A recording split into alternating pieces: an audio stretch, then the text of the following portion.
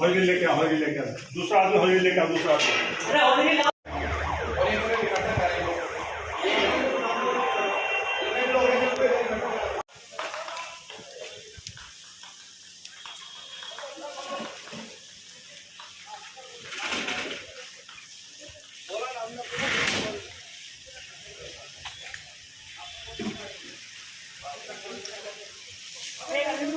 ऊपर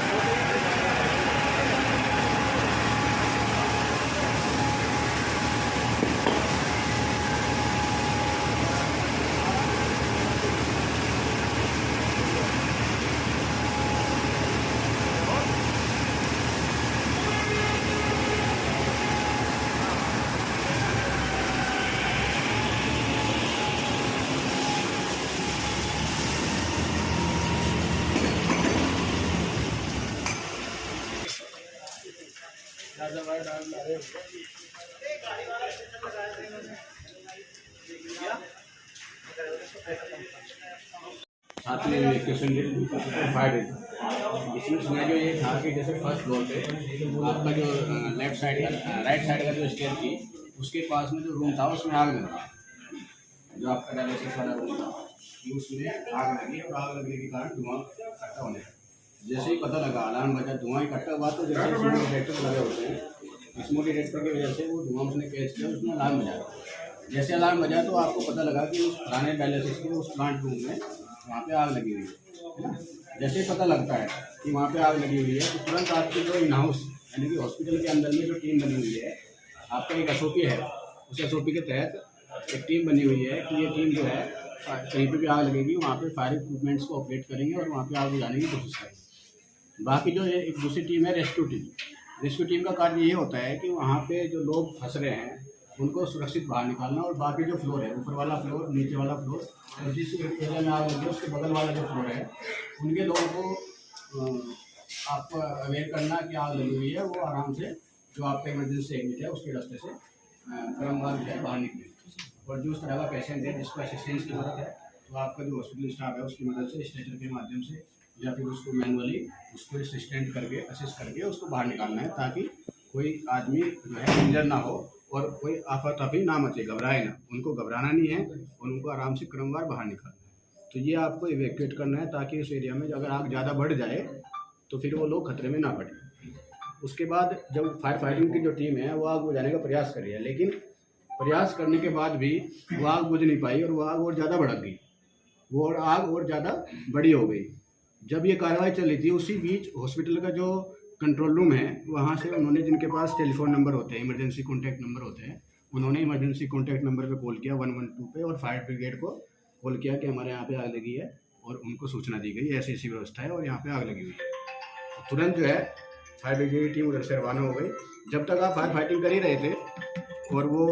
काबू नहीं पा पाए, आपने इलेक्ट्रिशन भी कर दिया लेकिन फिर भी कुछ लोग अंदर फंसे रह गए, आप उनको निकाल नहीं पाए क्योंकि धुआं भर गया। जब धुआं भर जाता है तो उसको आप अंदर नहीं जा सकते, लेकिन कुछ लोग अंदर है, कोई ऐसा कमरा है जहाँ पे कम धुआं है और अंदर लोग हैं, बाहर धुआं है, वो फंस गए हैं, यानी कि अगर वो वहाँ से निकलना चाहे तो धुएं में निकलेंगे। तो उन्होंने अपना गेट बंद करके वो अंदर ही रह गए, है ना, वो अंदर ही सुरक्षित है क्योंकि वहाँ पे धुआं नहीं है, उसके बाहर की तरफ धुआं है, उस रूम के बाहर धुआं है, उस रूम जो हाल है, जो भी कमरा है उसके बाहर धुआं फंसा हुआ है। तो उनको निकालने के लिए आपको एक्सपर्ट चाहिए होते हैं। तो आपने जब उनको कॉल किया, फायर डिपार्टमेंट यहाँ पे आ गई, तो फायर डिपार्टमेंट आया, उन्होंने देखा तो आग लगी हुई है। आपने द्वारा जानकारी दी गई उनको कि फलानी जगह उस फ्लोर पे कोई आदमी अंदर फंसा हुआ है और वहाँ पे बहुत धुआं है, अंदर हम जा नहीं पा रहे। तो फायर ब्रिगेड की जो टीम है उन्होंने अपना BA सेट पहन करके, स्कैबा सेट होता है वो, जिससे जो है मास्क लगा करके, ऊपर एयर सिलेंडर होता है पीछे बैग के, और वो जो है धुएँ में एंट्री कर सकते हैं। तो उन्होंने जो है तुरंत अपना BA सेट पहन करके आए, और जैसे आपके द्वारा आपने बताया कि कौन सी जगह पे है, आपने उनको असिस्ट किया। आपको उनको असिस्ट भी करना है, क्योंकि वो आपकी हॉस्पिटल के बारे में उसको जानकारी नहीं है, कहाँ पे CD है, कहाँ से निकलना है, कहाँ पे आदमी फंसा हुआ है ना। तो आपको असिस्ट करना है कि ये फ्लोर है और यहाँ से ऐसे जा करके वहाँ पे आदमी फंसा हुआ है, तो उनकी आपको मदद करनी है। जब आप उनकी मदद करेंगे, वो लोग वहाँ पहुँचे, वहाँ पहुँच के उन्होंने बैठ जाइए, वहाँ पहुँच के उन्होंने उस जो आदमी फंसा हुआ था, जो लोग फंसे हुए थे, उनको वहाँ से बाहर निकाला, ठीक है, उनको सेफली वहाँ से बाहर निकाल दिया। क्योंकि धुआं था, धुएं से होकर के आ रहे थे, तो कुछ सफोकेशन उसको हो गया, उसकी वजह से उसको दूसरे हॉस्पिटल में शिफ्ट करना पड़ा। क्योंकि अभी आपके हॉस्पिटल में आग लगी हुई है, आपका स्टाफ सारा इन्वॉल्व है, लोग इवैक्यूएट कर दिया है। जिस सेक्शन में उसको भर्ती कर सकते थे वो एक सेक्शन भी प्रभावित है, इसलिए पास के दूसरे हॉस्पिटल में उसको शिफ्ट कर दिया गया, ताकि वो आगे उसकी कंडीशन ख़राब ना हो। उसको एम्बुलेंस के जरिए दूसरे हॉस्पिटल में शिफ्ट कर दिया। उसी क्रम में जो आग लगी हुई थी, उस एरिया में कोई आदमी घायल हो गया, जहाँ पे फायर फाइटिंग कर रहे थे वहाँ पे कोई आदमी घायल हो गया। तो फायर टीम के द्वारा लेडर लगा करके पीछे की तरफ अपनी एक्सटेंशन लेडर लगा करके वहाँ से खिड़की उसी के रास्ते से उस एक आदमी को वहाँ से बाहर निकाला गया। और जहाँ पे आग लगी थी, फायर फाइटिंग बाहर की तरफ से आपकी जो टीम है वो भी, और फायर ब्रिगेड की जो टीम है वो भी, दोनों ने इकट्ठे होकर के हॉस्पिटल के जो इक्विपमेंट है उनका भी यूज़ किया, और फायर ब्रिगेड के जो फायर टेंडर है उसके इक्विपमेंट का यूज़ करके बाहर से, क्योंकि अंदर आग ज़्यादा थी, अंदर नहीं जा पा रही, तो बाहर से आग को फायर फाइटिंग किया, और फायर टीम ने अंदर से भी किया, ताकि उस आग को पूर्ण रूप से फिर बुझा दिया जाए। तो इस क्रम में कोई घायल नहीं हुआ, है ना, हल्का फुल्का जो घायल हुआ उनको रेस्क्यू कर लिया गया। यानी कि इसे जो पूरा प्रैक्टिस है, जो मैंने बताया आपको स्टेप बाय स्टेप, अगर कुछ सिचुएशन होती है, ये तो एक प्रैक्टिस था, अगर कुछ इंसिडेंट होता है तो आप लोगों को इसी क्रम में कार्रवाई करनी है ना, इसी क्रम में आपको स्टेप बाय स्टेप कार्रवाई करनी है। और आपको जो हॉस्पिटल मैनेजमेंट है,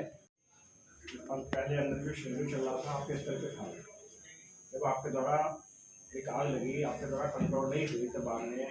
फायर स्टेशन को कॉल किया। फायर स्टेशन पे जैसे ही कॉल करी, मेरी यूनिट जो है with BA set with extension letter के तो फायर टेंडर के साथ यहाँ पहुँचे। तो उसमें देखा कि भाई आपके खिड़की से भारी मात्रा में धुआं निकल रहा था, जिसको आपकी टीम काम कर रही थी वो कवर नहीं कर पा रही थी, तो हमारी टीम ने उसको तगड़े प्रेशर से उसको कवर किया। उसके बाद अंदर जाके तो आप लोग उसको कंट्रोल कर पाएंगे। ये बस एक ट्रेनिंग का पार्ट है, जैसे सर के डायरेक्शन में बड़ा अच्छा हम लोगों ने सीखा, एंजॉय भी किया और सीखा भी, दोनों चीज़ करी, मज़ा भी आया सब लोगों को, और सबने अपना अपना पार्ट करा भी। दूसरी चीज़, जैसे सर ने कहा कि SOPs बहुत इंपॉर्टेंट होते हैं, ये मैं एश्योरेंस देता हूँ सर को कि हम लोग अपने हॉस्पिटल की तरफ से पूरा SOPs प्रिपेयर करेंगे, और फ्यूचर में बाई चांस कभी ऐसा कोई इंसिडेंस होता है तो we will be able to manage that. और दो ही चीज़ सर ने बताया कि एक टीम को करना होता है फायर एक्सटिंग्विश करनी होती है, that is fire fighting team, और दूसरी होती है रेस्क्यू टीम। रेस्क्यू कैसे करना होता है, हर लिफ्ट में लिखा हुआ होता है कि फायर में लिफ्ट का यूज़ नहीं करें, लिखा हुआ भी होता है, लेकिन फिर भी जब पैनिक होती है तो आदमी सोचते नहीं कहीं भी चला जाता है, तो लिफ्ट नहीं यूज़ करनी होती है, स्टेज पे यूज़ करना होता है, स्ट्रेचर्स पे पेशेंट को लेके जाना होता है हॉस्पिटल्स में खास करके। तो अपनी भी सेफ्टी रखनी है, पेशेंट की भी सेफ्टी रखनी है, और सबसे पहला कि अगर आपको लग रहा है कि आपको कंट्रोल हो रहा है तो फायर डिपार्टमेंट को 112 पे कॉल करें, और फिर फायर डिपार्टमेंट आप। सर क्या मामला था आज फुटोन हॉस्पिटल में मॉक ड्रिल थी, थोड़ा बताएंगे ऐसा क्यों था, क्या मामला था आज, कैसा कराया आपने मॉक ड्रिल्स में? ये हमारी एक रेगुलर प्रैक्टिस होती है, जिसमें हम रेगुलरली किसी न किसी जगह को चिन्हित करके वहाँ पे एक फायर का मॉक ड्रिल करते हैं। उसमें फायर के मॉक ड्रिल में हम वहाँ पर उपस्थित जो लोग हैं, जो वहाँ पे उनके संस्थान के जो लोग हैं, उनको ट्रेन भी करते हैं, उनको अवेयर करते हैं, और साथ में उनके यहाँ पे लगे जो उपकरण हैं उनकी तैयारी, उनकी कार्यशीलता भी उसमें परखी जाती है कि वो कार्य कर रहे हैं और सक्षम है कि नहीं। अगर कोई आग लगती है, घटना घटित होती है, तो उसको कंट्रोल वो कर पाएंगे कि नहीं कर पाएंगे। साथ में अगर घटना बड़ी हो जाती है तो फायर डिपार्टमेंट के साथ उनका कोऑर्डिनेशन कैसा है, वहाँ पे फायर डिपार्टमेंट पहुँचने के बाद किस तरह से कार्रवाई करेगा, इसमें फायर डिपार्टमेंट की तैयारी भी उसमें परखी जाती है। तो यही इसी उद्देश्य से आज फोटोन हॉस्पिटल को चिन्हित किया गया था, जिसमें G+3 जो कि 4 फ्लोर की बिल्डिंग है, तो इसमें रिस्क ज़्यादा होने की वजह से इस तरह की बिल्डिंगों में अगर कुछ आग लगती है तो वहाँ पे घटना होने की वजह से बड़े हादसे हो जाते हैं। तो उसी क्रम में उसी की तैयारी के लिए हम यहाँ पे आए हैं, और ये आज हमने मॉक ड्रिल किया है, फायर मॉक ड्रिल। सर ये आपने पूरा तरह चेक किया और अच्छा फायर मॉड्यूल किया आपने, इसमें कोई कमी वगैरह भी पाई गई हॉस्पिटल की ओर से? देखिए, हॉस्पिटल की तरफ से जो सिस्टम लगा हुआ है वो सब वर्किंग है। एक एक पॉइंट था जो फायर अलार्म का था, वो एट ए टाइम जब हमने ऑपरेट करना चाहा तो वो ऑपरेट नहीं हो पाया, उसमें थोड़ी कमी मिली हमें। साथ में जब फायर फाइटिंग सिस्टम चेक किया गया और जब आग बुझाने का हमने प्रैक्टिस किया और जो हॉस्पिटल का स्टाफ था उन्होंने जब ऑपरेट किया तो उसमें पानी का प्रेशर थोड़ा कम आया, क्योंकि एट ए टाइम पता चलाया गया, देखा गया, चेक किया गया तो जो पंप था वो उस टाइम पे ऑपरेट नहीं हो पाया। लेकिन उसी बीच में जो है फायर की टीम ने जा करके चेक किया और जो इनकी इन हाउस टीम थी उन्होंने जा करके पंप को ऑपरेट किया। उसके बाद वो अच्छे से कार्य भी किया और अच्छा प्रेशर भी उसने आया और जो कार्य करने की उसकी क्षमता थी वो सही पाई गई।